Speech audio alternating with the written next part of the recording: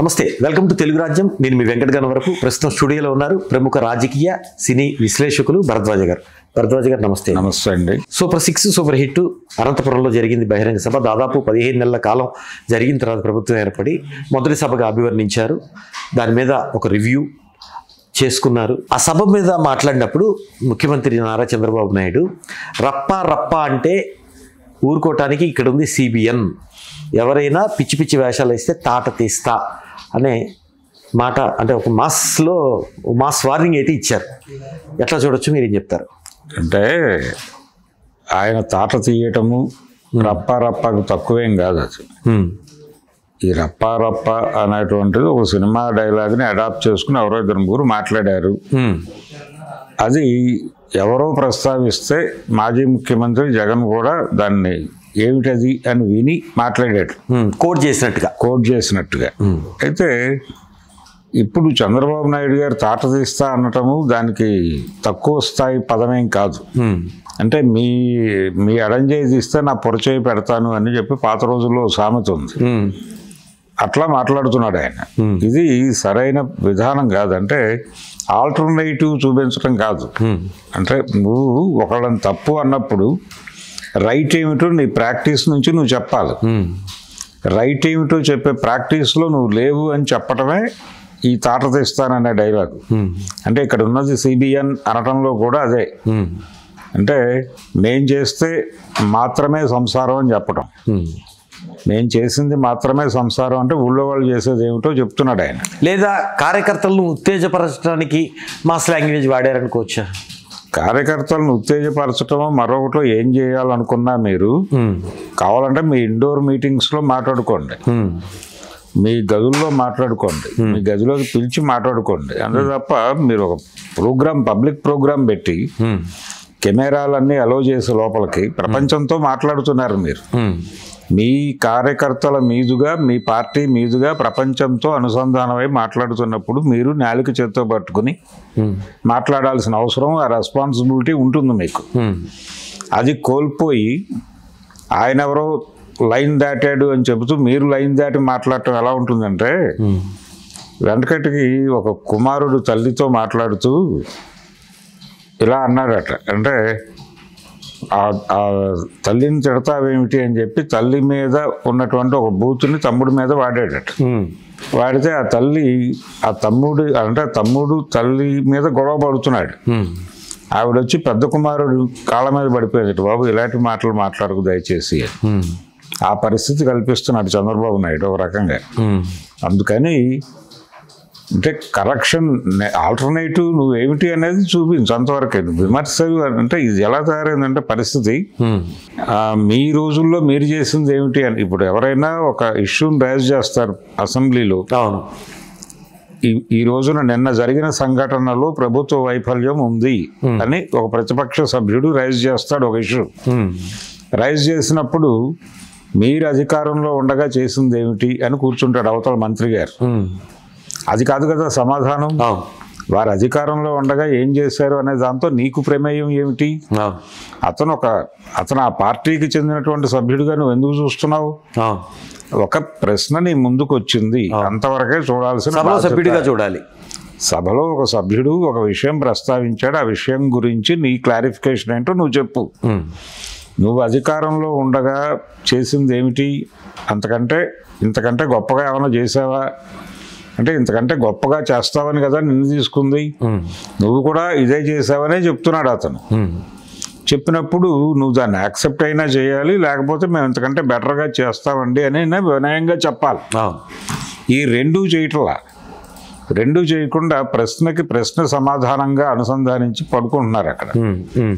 లేకపోతే దాని మీద గొడవ జరుగుతుంది, వాళ్ళని సస్పెండ్ చేస్తారు స్పీకర్ గారు, వాళ్ళు బయట లాక్కెళ్ళిపోతారు అక్కడ ఉన్నటువంటి సిబ్బంది. అలా ముగుస్తుంది ఆ స్టోరీ.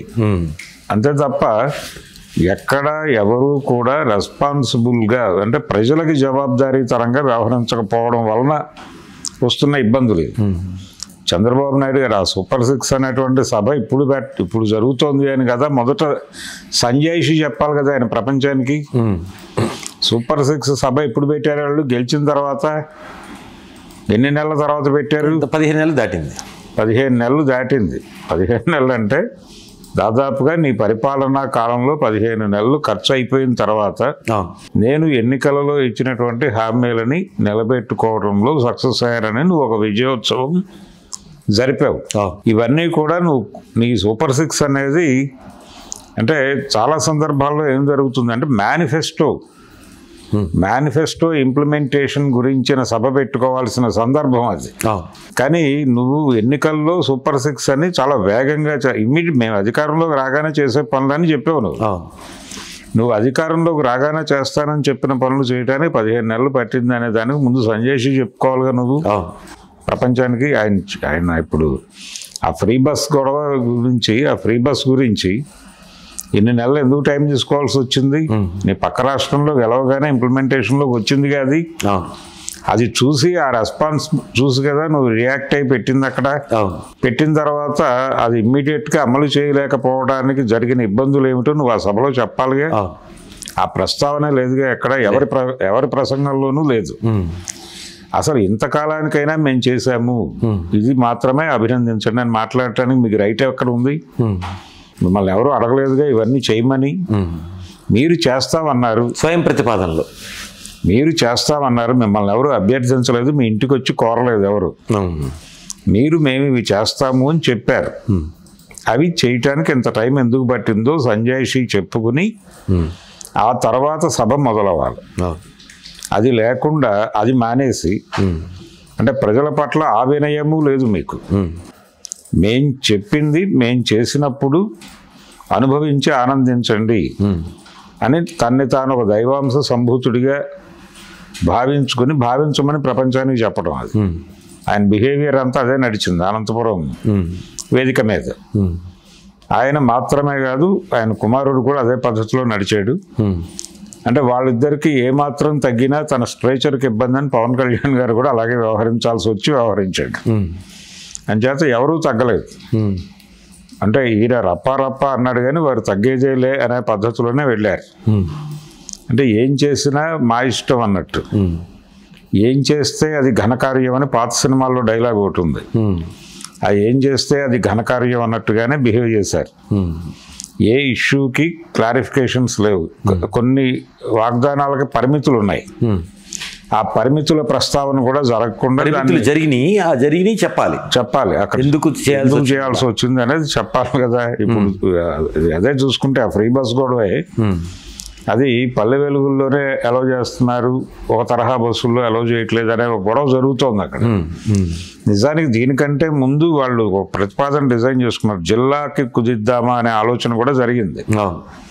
అంటే జిల్లాకి కుదిస్తే కొత్త జిల్లాలుగా మారిన కండిషన్లో ఇప్పుడు విజయవాడలో బస్ ఎక్కి గుంటూరు వెళ్ళాలంటే ఫ్రీ బస్ వర్తించదు. విజయవాడలో బస్ ఎక్కి అదేంటి ఆ పక్కన ఉన్నటువంటి ఉండవల్లి వెళ్ళడానికి కూడా కుదరదు. ఉండవల్లికే కుదరదు. అంటే ఆ బ్రిడ్జ్ దాటడానికి పనికిరాని పాస్ నీకెందుకు అనే కండిషన్ వస్తుంది.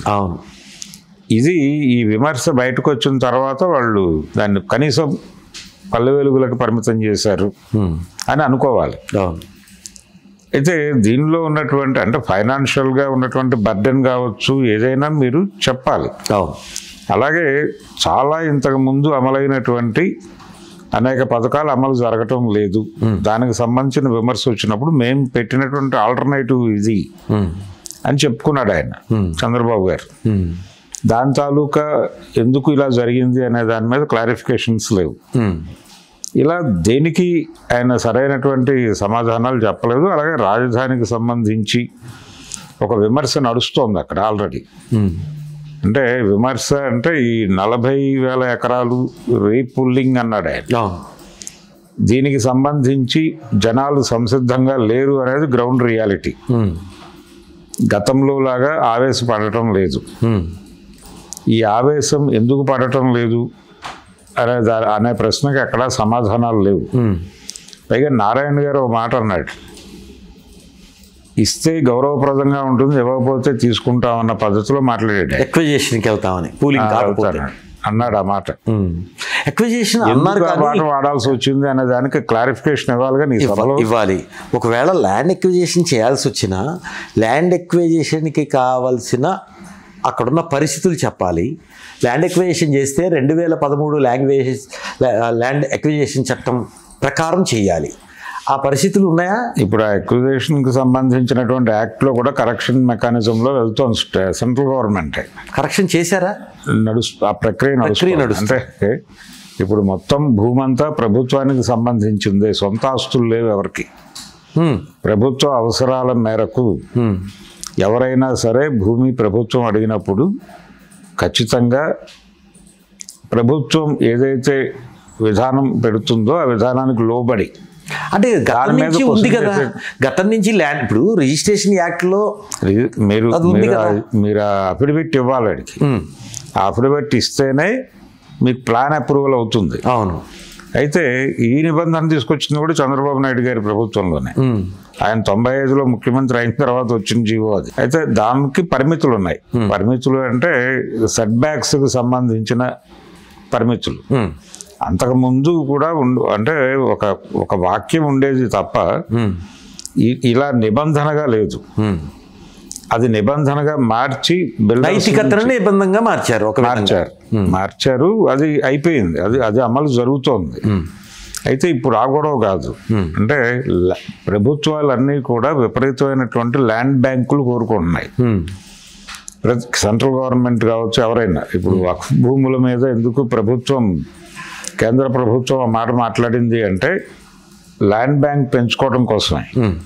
దేవాదాయము, వక్ఫ్ ల్యాండ్స్ ఇవన్నీ కూడా కంట్రోల్లోకి వెళ్ళిపోతాయి.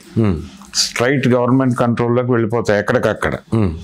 అంటే ల్యాండ్ బ్యాంక్ ఎందుకు పెంచుకుంటున్నాం అంటే ఇప్పుడు 40,000 ఎకరాలు ఎందుకు అడిగాడు చంద్రబాబు గారు ప్రపంచాన్ని అంటే అభివృద్ధి చేస్తాను, నేను పెట్టుబడులు తెస్తాను, పెట్టుబడులు తేవడం ద్వారా మాత్రమే అభివృద్ధి సాధ్యం అవుతుంది. ఈ పెట్టుబడులు పెట్టడానికి వచ్చేవాడు భూమి అడుగుతాడు నన్ను. నా దగ్గర భూమి ఉంటే కదా నేను చూపించేదాడికి. సో మీరందరూ భూములు నాకు ఇచ్చేస్తే నేను ఈ భూమి ఇస్తానని చెప్పి పెట్టుబడులు తీసుకొస్తా, వాళ్ళకి ఇచ్చేస్తా ఈ భూమి.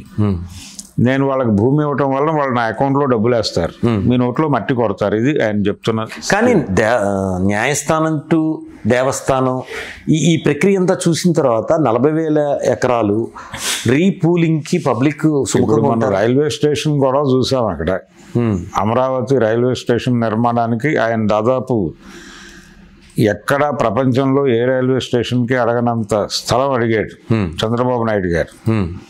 దానికి ఇవ్వము అని చెప్పి ఆ కరేడు ప్రాంతంలో జనాలు రోడ్డు మీదకి వస్తే వాళ్ళని కంట్రోల్లోకి తీసుకుని అందులో కొంతమంది నాయకుల్ని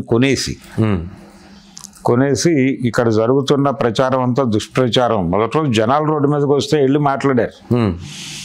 మూడో రోజున అసలు ఆ బయటకు వచ్చిన జనాలే ప్రతిపక్షాలు ఆర్గనైజ్ చేసే తప్ప మాకు సంబంధం లేదు, మేము హ్యాపీగా ఉన్నాం, చంద్రబాబు నాయుడే మా దేవుడు అని చెప్పించారు కొనుగోలు చేసి. కాబట్టి ఇవన్నీ విజయాలుగా చెప్పుకుంటూ ఓ సభ పెట్టి నువ్వు అక్కడ సూపర్ 6 బ్రహ్మాండము అని చెప్పి తగ్గేదేలే అని చెప్పి, అంటే ఆల్టర్నేటివ్ అనేది లేకుండా, ఒక ఆల్టర్నేటివ్ ఆచరణ లేకుండా నువ్వు రప్ప అంటే నేను తాట తీస్తా అంతే, అంతకుమించి ఏం లేదు. ఒకసారి అసెంబ్లీలో చెయ్యి తీస్తా అన్నాడు ఆయన రోసయ్య గారు అని. దానికి తెల్లారి సవరించుకోవడం కాదు, ఇచ్చాడు. ఇలా ఉన్న చేతిని పెడతాను అని చెప్పాడు ఆయన. అది నా సెన్స్ అన్నాడు. కానీ ఆయన సెన్స్ అది కాదు, ఆ విషయం ఆయనకి తెలుసు. కన్వే అయిపోయింది, ఆ రోజు సభలోనే కన్వే అయింది. కన్వే అవటం కోసమే మాట్లాడాడు ఆయన. కాబట్టి అలాంటి క్లారిఫికేషనే చంద్రబాబు చేసింది. చంద్రబాబు ప్రభుత్వం అంటే వారికి ఉన్న పరిధిలో వారు ఏం చేయాలనుకున్నారో, ఏం చేయాలనుకున్న రంగంలోకి దిగారో అది జరిగిపోతాం. ఆ రోజు రోసయ్య అన్నది ఎవరినండి? నాగం జనార్దన్ రెడ్డి కదా. అప్పుడు తెలుగుదేశంలో ఉన్నాడు, ఉపనేతగా ఉన్నారు కదా ఎల్పీకి. అవును, ప్రతిపక్షంలో రాజశేఖర రెడ్డి సీఎం అప్పుడు. అవును. కాబట్టి ఈయన మాట్లాడిన మాటలు మీ ఎడం చేయి తీస్తే నా పొరచేయి పెడతానన్న పద్ధతిలోనే మాట్లాడేది తప్ప రోసయ్య తరహా డిక్షనరీ అని తెల్లారి పేపర్లో పతాక శీర్షికను వచ్చింది. అలా ఇప్పుడు చంద్రబాబు నాయుడు తరహా డిక్షనరీ అని రాసుకున్నా తప్పలేదు. హలో, తెలుగు రాజ్యం ఛానల్ చూస్తున్నారా? సామాజిక, రాజకీయ, జీవన చిత్రణే తెలుగు రాజ్యం. అతిశయోక్తులు అసత్యాలు ఉండవు. రాజకీయ కోణం కాదు, ప్రజా కోణమే కొలబద్ద. తెలుగు రాజ్యం వీక్షణ మీ ఉత్తమ అభిరుచికి నిదర్శనం.